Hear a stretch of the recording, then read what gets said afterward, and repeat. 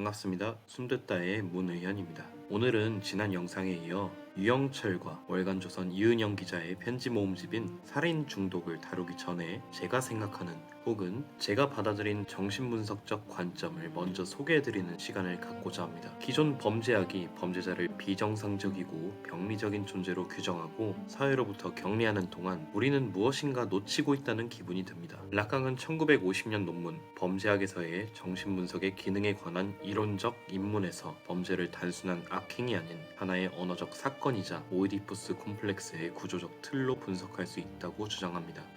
범죄자의 이해할 수 없는 말과 반복되는 행동은 단지 법리학적 진실만이 아닌 다른 무엇이 간과되고 있지는 않을까요? 이 영상에서는 범죄자의 말을 듣는다는 것이 어떤 의미인지, 그리고 그 목소리가 우리 사회에 던지는 불편한 질문은 무엇인지 사례 분석에 나서기 앞서 정신분석적 시각에서 범죄를 어떻게 바라보아야 하는지 이론적 검토를 선행합니다. 이 영상은 지난 영상에 이어 이후 다루게 될 유영철 사례 분석의 이론적 토대를 그럼 본격적으로 시작해 보겠습니다. 프로이트는 쾌락 원칙을 넘어서라는 책에서 반복 강박이라는 개념을 도입하며 기존 심리학의 설명 체계에 균열을 냅니다. 이 개념은 단순히 고통스러운 기억이 반복된다는 현상을 묘사하는 데서 그치지 않고 그 반복이 쾌락 원칙을 넘어선다는 점에 주목합니다. 내담자들은 쾌를 추구하고 불쾌를 회피하기보다 오히려 고통을 반복하고 파국을 재현합니다. 이때 반복은 단순한 회상의 실패나 미처 정리되지 않은 정서가 아니라 그 자체로 구조적 운동을 드러내는 징후가 됩니다. 프로이트는 이러한 반복을 죽음 충동이라는 개념을 통해 정식화하려 하지만 그 충동은 파괴 본능이나 자살 욕구로 환원되지 않습니다. 반복은 원초적 균열을 상징화하려는 시도가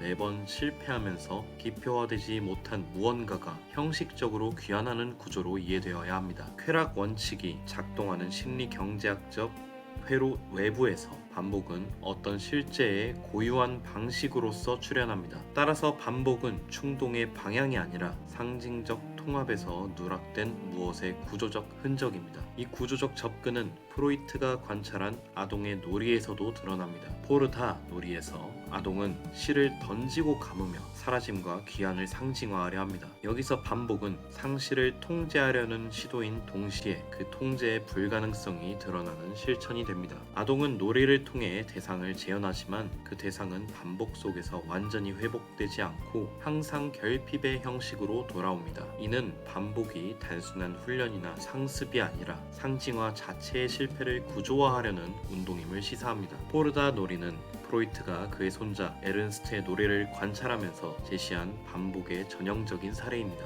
이 놀이에서 아이는 실이 묶인 나무 실톱이나 실타래를 침대 뒤편으로 던지며 for라고 말하고 그것을 다시 끌어당겨 보이며 다라고 외칩니다. 겉보기에는 단순하고 반복적인 이 놀이 속에는 대상을 상징화하는 언어의 기원이 함축되어 있습니다. 아이는 어머니의 부재라는 감정적으로 불안정한 상황을 이 놀이를 통해 재현하고 구조화합니다. 즉 상실과 귀환이라는 경험을 놀이 안에서 조작함으로써 스스로 통제 가능한 형식으로 재구성하려는 것입니다. 그러나 이 놀이가 반복될수록 그것은 단지 있는 것과 없는 것의 확인이 아니라 상징화가 항상 실패할 수밖에 없다는 구조적 진실을 드러내게 됩니다.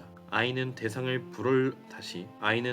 불러들이고 내보내지만 그 과정에서 어머니의 부재라는 실제는 결코 완전히 재현되지 않습니다. 어머니의 부재는 반복을 통해 더 선명해지고 그 부재 자체가 놀이의 핵심으로 작동합니다. 이러한 구조는 반복이 단순한 복습이 아니라 결핍과 부재를 다루는 주체의 언어적 시도이자 상징 질서에 진입하는 거울 단계 이후의 단계로서 기능한다는 정신분석적 통찰로 이어집니다. 포르다 놀이는 따라서 주체가 결핍을 상징화하고자 하나 항상 어긋나는 그 반복 속에서 자신의 언어적 위치를 형성해 간다는 점에서 중요합니다. 이 놀이는 단지 유아기의 흔한 행위가 아니라 인간이 어떻게 무의식적으로 상실을 처리하고 그것을 언어로 견뎌내는지를 보여주는 상징적 장면입니다. 그리고 이 구조는 단지 아동기의 문제에 그치지 않고 성인의 강박적 반복, 충동, 실제와의 대면에서도 동일한 방식으로 작동하는 하나의 기원이 됩니다. 요약하자면 반복은 기억과도 다릅니다. 기억은 회상의 대상이 존재한다는 전제하에 작동하지만 반복은 기억의 가능성을 부정하는 자리에서 작동합니다. 즉, 반복은 의식에 의해 포착되지 않는 어떤 사건, 말해질 수 없는 어떤 단절이 무의식적으로 현재를 교란하는 방식입니다. 주체는 이 반복의 맥락을 알지 못한 채 동일한 행위나 장면 속에 투입되고 자신의 의지와 무관한 파토스로서 그 사건을 되살립니다. 이때 반복은 과거의 재현이 아니라 그 재현 불가능성을 드러내는 구조적 간극입니다. 락강은 반복을 단순히 동일한 사건이나 행위가 시간의 흐름 속에서 다시 나타나는 것으로 보지 않습니다. 반복은 겉보기에 같은 것이 귀환하는 것처럼 보이지만 실상은 언제나 어긋남을 동반합니다. 중요한 것은 그 어긋남이 단순한 오류나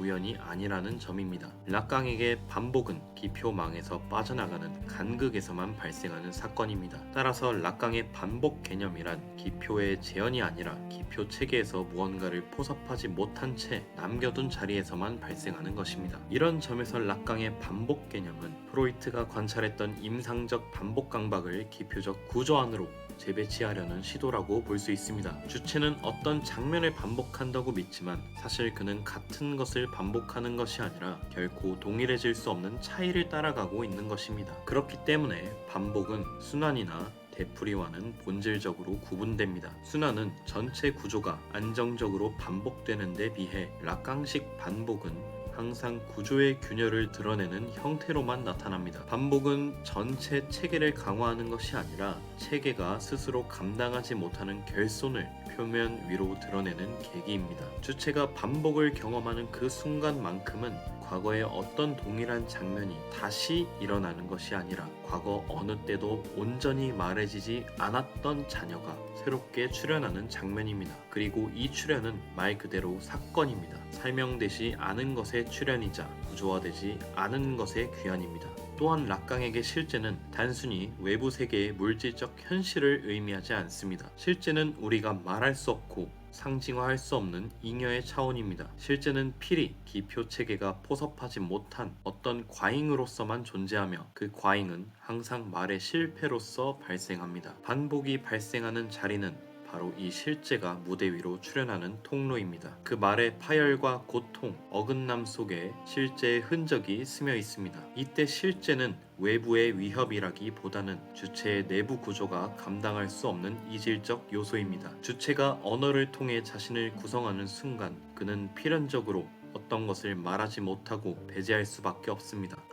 그 배제된 것, 언어 밖으로 밀려난 그 무언가가 실제이며 바로 그것이 반복을 유발하는 잠재적 원인입니다. 반복은 말해지지 않은 실제의 형식적 귀환이자 그 귀환은 언제나 고통스럽고 어긋난 형태로 나타납니다. 왜냐하면 실제는 결코 명확한 의미나 기표의 형태로 다뤄질 수 없기 때문입니다. 락강에게 주체는 자명하게 주어지는 실체가 아니라 상징 질서 안에서만 성립할 수 있는 효과이자 간극의 이름입니다. 주체는 언어로 자신을 표현하는 순간 이미 자신이 완전히 말해질 수 없다는 사실을 마주하게 됩니다. 그는 자신의 욕망을 말하려 하지만 그 말은 언제나 어긋나며 기표 사이를 미끄러집니다. 주체는 자신이 나라는 확고한 존재라기보다 기표의 망 안에서 분열된 자임을 인식하게 됩니다. 그는 항상 자신보다 먼저 존재했던 기표들의 체계 속에서 던져져 있으며 자신이 말하는 방식조차 자신의 것이 아닌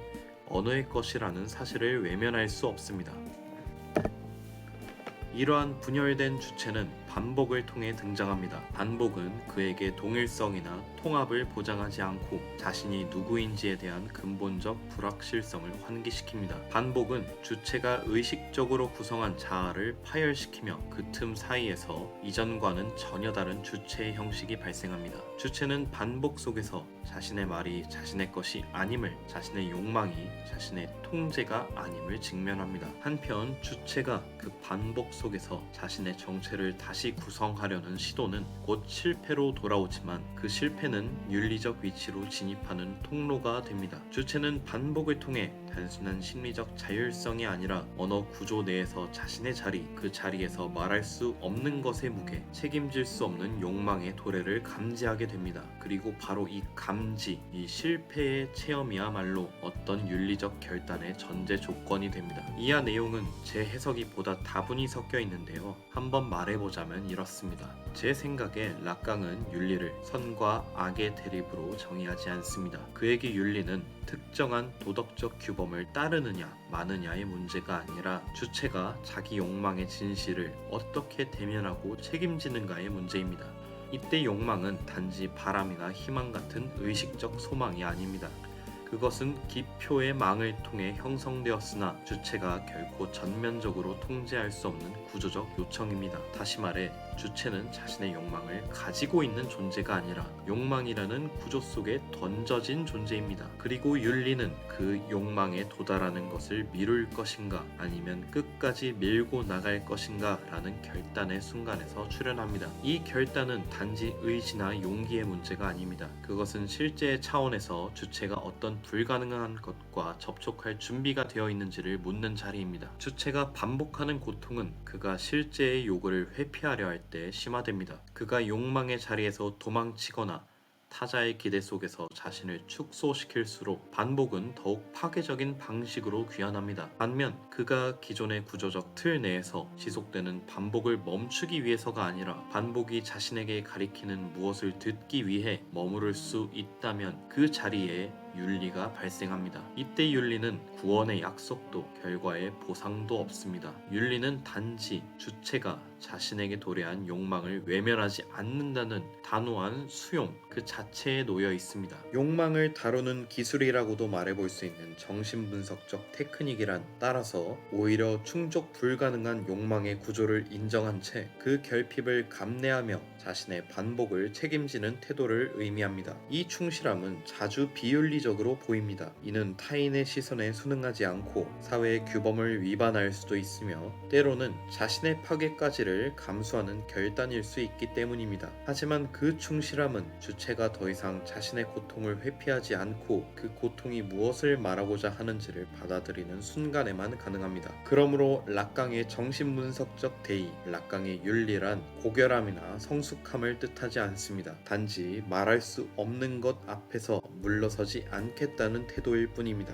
반복은 실패한 상징화의 흔적일 뿐이라는 해석은 주체를 항상 결핍의 피해자로 고정시키는 위험을 내포합니다. 그러나 락강에게 반복은 주체가 감당하지 못한 진실이 또다시 다른 형식으로 여전히 말해지지 않은 채 도래하는 장면입니다. 중요한 점은 이 반복이 주체에게 의미를 주지 않음에도 불구하고 주체는 그 반복을 감지하고 때로는 감당해야 한다는 데 있습니다. 그리고 바로 그 감당의 순간에서 윤리는 발생합니다. 반복은 말해질 수 없는 것을 다시 끌어들이는 시도이자 그 말할 수 없음과 관계를 맺는 방식 자체가 주체의 윤리적 책임으로 바뀌는 장면입니다. 바로 이 지점에서 반복은 단지 정신분석의 영역에 머물지 않고 정치 철학적 사유의 문을 두드리는 개념으로 확장됩니다. 바디우가 말하듯 사건은 기존 질서의 틈에서 발생하며 반복은 그 틈의 선행징후로 작용할 수 있습니다. 범죄자의 말을 들을 때 우리는 흔히 왜 그랬는가 라는 질문을 가장 먼저 던집니다. 이 질문은 원인과 결과의 선형적 인과관계를 가정하고 범죄자의 행위를 어떤 심리적